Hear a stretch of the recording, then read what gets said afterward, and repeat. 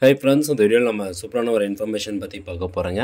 அதாவது இபிஎஃப்ஓ தரப்புலேருந்து ELI scheme சம்மந்தமாக ஒரு மகிழ்ச்சியான அப்டேட் வெளியிட்டிருக்காங்க. இஎல்ஐ ஸ்கீம் அப்படின்னா எம்ப்ளாய்மெண்ட் லிங்க்டு இன்சென்டிவ். ஸோ அது சம்மந்தமான ஒரு சுற்றறிக்கை ஒன்று வெளியிடப்பட்டிருக்குது. அந்த தகவல் நம்ம இப்போ பார்க்கலாம். இந்த இன்ஃபர்மேஷன் நிறைய பேருக்கு ஷேர் பண்ணுங்க நண்பா, இது நிறைய பேருக்கு பயனுள்ளதாக இருக்கும். இந்த சர்க்குலர் வெளியிட்ட டேட் வந்து 6 பிப்ரவரி 2025. ஸோ நேற்றைய தினம் தான் வெளியிட்டிருக்கிறாங்க. அதாவது employers of all establishments covered under EPFO யாருக்கு அமைச்சிருக்காங்கன்னு பாருங்கள். இபிஎஃப்ஓ கீழே, இபிஎஃப்ஓ ஆர்கனைசேஷன் கீழே எந்தெந்த எம்ப்ளாயர்ஸ்லாம் பதிவு பண்ணியிருக்காங்களோ அவங்க எல்லாருக்குமே இது அனுப்பப்பட்டிருக்குது. ஸோ ஒரு முக்கியமான சர்க்குலராக அதை கருதுகிறாங்க. சப்ஜெக்ட் பாருங்கள். UAN activation and seeding bank account with Aadhaar for availing the benefits under ELI scheme. Extension up to 15th February 2025 அப்படின்னு சொல்லியிருக்கிறாங்க. அது ஏற்கனவே இந்த UN ஆக்டிவேஷனுக்கான கால அவகாசம் முடிஞ்சது. அதை மறுபடியும் இப்போ எக்ஸ்டெண்ட் பண்ணியிருக்கிறாங்க.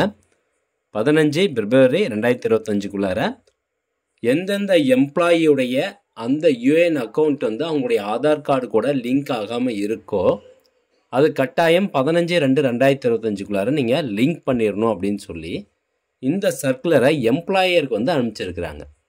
அட் த சேம் டைம் நம்மளும் வந்து பார்த்தீங்கன்னா வெரிஃபிகேஷன் பண்ணிக்கணும். நம்மளுடைய யூஏஎன் நம்பர் வந்து ஆதார் கார்டு கூட லிங்க் பண்ணி வச்சுருக்கோமா அப்படிங்கிறத வெரிஃபிகேஷன் பண்ணிக்கணும். ஸோ இது எதுக்காக பண்ண சொல்கிறாங்க அப்படின்னு பார்த்தீங்கன்னா, இந்த எம்ப்ளாய்மெண்ட் லிங்க்டு இன்சென்டிவ் அப்படிங்கிற இந்த திட்டம் வந்து எப்படி செயல்பட போகுது அப்படின்னு பார்த்தீங்கன்னா, டிபிடி முறையில் செயல்படும். அதாவது டைரக்ட் பெனிஃபிட் ட்ரான்ஸ்ஃபர் அப்படின்னு சொல்லுவாங்க. ஸோ அந்த இன்சென்டிவ் இஎல்ஐ ஸ்கீம் மூலமாக கிடைக்கக்கூடிய அந்த தொகையானது நம்மளுடைய ஆதார் கார்டில் எந்த பேங்க் அக்கௌண்ட் நம்பர் சீட் ஆகிருக்கோ அந்த பேங்க் அக்கௌண்ட் நம்பருக்கு டைரக்ட் பெனிஃபிட் ட்ரான்ஸ்ஃபர் மூலமாக பணம் ட்ரான்ஸ்ஃபர் பண்ணுவாங்க. ஸோ நம்ம பிஎஃப் அக்கௌண்ட்டில் என்ன பேங்க் அக்கௌண்ட் நம்பர் லிங்க் பண்ணி வச்சுருக்கோமோ அதுக்கு ட்ரான்ஸ்ஃபர் பண்ண மாட்டாங்க.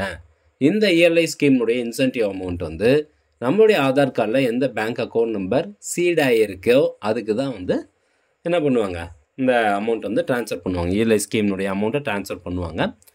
ஸோ ஏற்கனவே சம்மந்தமாக நிறைய சர்க்குலர் வெளியிட்டாங்க. ஒவ்வொரு டைமும் பார்த்தீங்கன்னா நாங்கள் டைம் எக்ஸ்டெண்ட் பண்ணிகிட்டே இருக்கோம். ஸோ ஃபர்தராக இப்போ வந்து 15 பிப்ரவரி 2025 வரைக்கும் நாங்கள் எக்ஸ்டெண்ட் பண்ணியிருக்கிறோம். ஸோ அதனால் இந்த யூஏஎன் நம்பர் ஆக்டிவேஷன் பொறுத்த வரைக்கும் ஆதார் கார்டு பேஸ் பண்ணி எல்லாத்துக்கும் ஆக்டிவேட் பண்ணிடுங்க. பர்டிகுலராக புதுசாக ஜாயின் பண்ண எம்ப்ளாயீஸ்க்கு ஆதார் கார்டு பேஸ் பண்ணி தான் நீங்கள் வந்து ஆக்டிவேட் பண்ணணும் அப்படின்னு சொல்லியிருக்கிறாங்க. இந்த இஎல்ஐ ஸ்கீம் மூலமாக யாரெல்லாம் வந்து பெனிஃபிட் ஆகுவாங்க அப்படின்னு கேட்டிங்கன்னா, மொத்தம் இதில் 3 ஸ்கீம் இருக்குது. Scheme A, scheme B, scheme C.